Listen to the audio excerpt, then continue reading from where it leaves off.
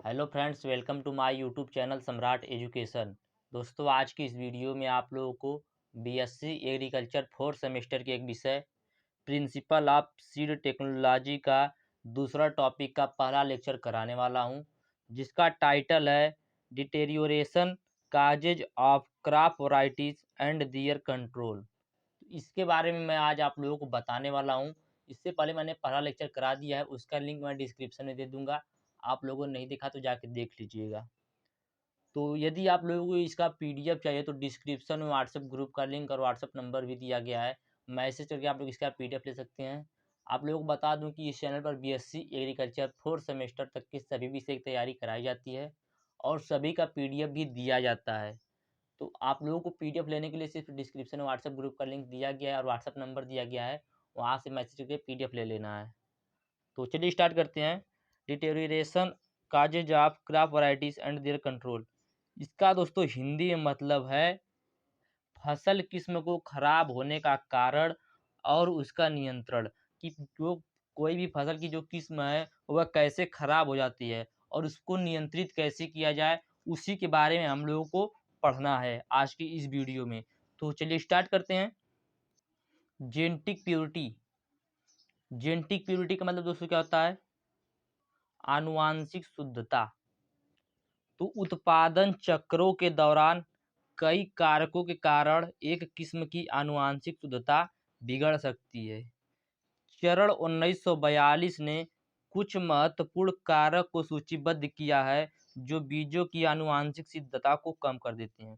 दोस्तों, genetic purity जो होती है, आनुवांशिक शुद्धता जो होता है, उसने दोस्तों क्या किया है कि कुछ जो महत्वपूर्ण कारक होते हैं जो फसल सॉरी जो बीजों की आनुवांशिक शुद्धता को कम कर देते हैं, उनको चिन्हित किया है, उनको सूचीबद्ध किया है। तो उन्हीं के हम लोग देखेंगे। तो चलिए देखते हैं सबसे पहला कौन सा है। तो सबसे पहला इसमें है डेवलपमेंटल वेरिएशंस।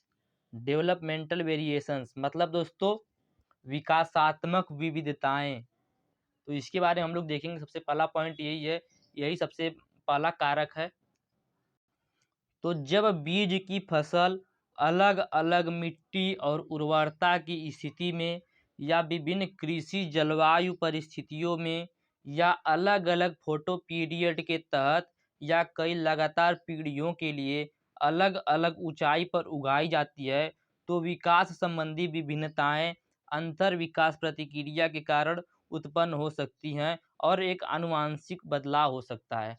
तो हम लोग पहला पॉइंट देख रहे हैं डेवलपमेंटल वेरिएशंस। इसमें क्या बताया जा रहा है? इसमें बताया जा रहा है कि जब किसी भी बीज की फसल को अलग अलग मिट्टी और उर्वरता की स्थिति में, विभिन्न कृषि जलवायु में परिस्थिति में, अलग अलग फोटो पीरियड के तहत कई लगातार पीढ़ियों के लिए अलग अलग ऊंचाई पर उगाया जाता है, तो विकास संबंधी जो विभिन्नताएं होती है वह हो सकती हैं। तो इसी में दोस्तों एक आनुवांशिक बदलाव होगा। कृषि जलवायु परिस्थितियों में परिवर्तन। आनुवांशिक बदलाव में यह परिवर्तन विविधता की गिरावट का कारण बनता है। कृषि जलवायु परिस्थिति में परिवर्तन जो होता है, यह आनुवांशिक बदलाव में परिवर्तन विविधता की गिरावट का कारण बनता है। इस प्रकार की विविधताओं को कम करने के लिए यह सलाह दी जाती है कि अनुकूलन और बढ़ते मौसम के क्षेत्र में बीज फसलों को उगाना चाहिए। तो दोस्तों, यह यहाँ पे नियंत्रण हो गया और उसको बीज की जो गुणवत्ता है उसको का उसके कारक क्या है, उसकी गुणवत्ता को कम करने के कारण क्या है, उसको यहाँ पर बता दिया और यहाँ पे नियंत्रण भी बता दिया। तो दोनों मैं साथ में बताता चल रहा हूँ। तो पहला पॉइंट हो गया दोस्तों। पहला पॉइंट हम लोगों ने क्या देखा, फिर से आप लोग देख लीजिएगा। जब बीज की फसल अलग अलग मिट्टी की और उर्वरता की स्थिति में या विभिन्न कृषि जलवायु परिस्थिति में या अलग अलग फोटो पीरियड के तहत कई लगातार पीढ़ियों के लिए अलग अलग ऊंचाई पर उगाई जाती है, तो विकास से संबंधित विभिन्नताएं अंतर विकास प्रतिक्रिया के कारण उत्पन्न हो सकती है और एक आनुवांशिक बदलाव हो सकता है। जो दोस्तों कृषि जलवायु परिस्थिति में परिवर्तन मुख्य बदलाव होता है। इस बदलाव से जो परिवर्तन की विविधता होती है उसमें काफ़ी गिरावट आ जाता है या गिरावट का कारण बन जाता है। इस प्रकार की विविधता को कम करने के लिए यह सलाह दी जाती है कि अनुकूलन और बढ़ते मौसम के क्षेत्र में बीज फसल को उगाना चाहिए। अब दोस्तों इसमें दूसरा कारक जो है वह है मैकेनिकल मिक्सचर, यांत्रिक मिश्रण। इसके बारे में अब हम लोग देखेंगे। तो यह बीज उत्पादन के दौरान किस्म के खराब होने का महत्वपूर्ण स्रोत है। यह बीज उत्पादन के दौरान एक किस्म को खराब करने का मुख्य स्रोत होता है। बुआई के समय यांत्रिक मिश्रण हो सकता है। यदि एक ही बीज बुआई के समय यांत्रिक मिश्रण मतलब दोस्तों, आप जैसे अपने खेत में कोई फसल पहले से बोए हैं, उसका कुछ बीज जो है वह खेत में गिरा रहेगा, उसके बाद उसी में बुआई कर देंगे, तो इससे क्या हो जाएगा, इसमें यांत्रिक मिश्रण हो जाएगा, वह दोनों आपस में मिल जाएंगे, जिससे उसकी किस्म खराब हो जाएगी। उसी के बारे में पढ़ना है, तो आप लोग आगे देखते हैं। तो यह बीज उत्पादन के दौरान किस्म के खराब होने का महत्वपूर्ण स्रोत है। बुआई के समय यांत्रिक मिश्रण हो सकता है। यदि एक ही बीज ड्रिल के साथ एक से अधिक किस्मों को बोया जाता है, ध्यान दीजिएगा दोस्तों, यदि एक ही बीज ड्रिल के साथ एक से अधिक किस्मों को बोया जाता है, तो एक ही फसल के स्वयं सेवी पौधे के माध्यम से या एक ही खेत में अलग अगल बगल उगाई जाने वाली विभिन्न किस्मों के माध्यम से कटाई के समय मिश्रित हो जाते हैं। तो दोस्तों, कभी-कभी प्रसंस्करण के लिए सभी किस्मों के बीज उत्पादों को एक ही थ्रेशर में रखा जाता है, जिसके परिणामस्वरूप किस्म खराब हो सकती है। कभी-कभी बीजों को पैक करने के लिए उपयोग किए जाने वाले जूट के थैले, बीज के डिब्बे बीज को दूषित कर सकते हैं।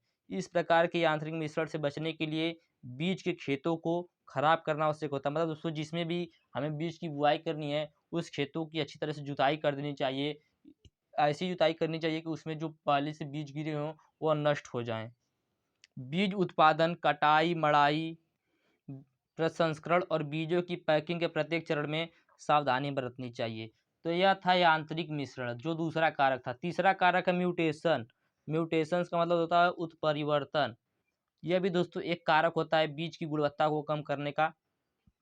प्राकृतिक उत्परिवर्तन प्रकृति में निरंतर चलने वाली प्रक्रिया है और मामूली उत्परिवर्तन को पहचानना या पता लगाना मुश्किल है।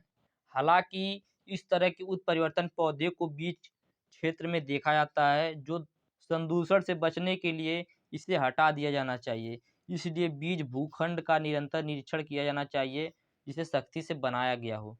तो यह था म्यूटेशन। म्यूटेशन कैसे बीज की गुणवत्ता को कम करता है और दोस्तों इसका उपचार क्या है उसको भी बताया गया इसमें। आगे चलते हैं। Natural crossing. नेचुरल क्रॉसिंग मतलब प्राकृतिक क्रॉसिंग कह सकते हैं। अधिकांश खेत की फसलें लैंगिक रूप से फैलती हैं, इसलिए प्राकृतिक क्रॉसिंग के माध्यम से असंबद्ध स्टॉक से जीनों के अंतर्मुखीकरण के कारण प्राकृतिक आउट क्रॉसिंग संदूषण और वैरायटी गिरावट का एक अन्य महत्वपूर्ण स्रोत है। बैटमैन 1947 के अनुसार प्राकृतिक संकरण के कारण बीज क्षेत्र में आनुवांशिक संदूषण की सीमा निम्नलिखित कारकों पर निर्भर करती है। तो कारक कौन कौन से हैं, जिसमें पहला है प्रजातियों की प्रजनन प्रणाली, परागकण की प्रकृति स्वयं या क्रॉस।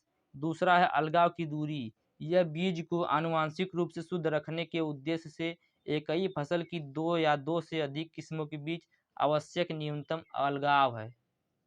अगला है वैरायटी मास, क्षेत्र में एक समय में उगाई जाने वाली किस्म दोस्तों बताया जा रहा है। अगला है परागकण कारक, कीड़े पर बच्चियों, हवा और हवा की दिशा।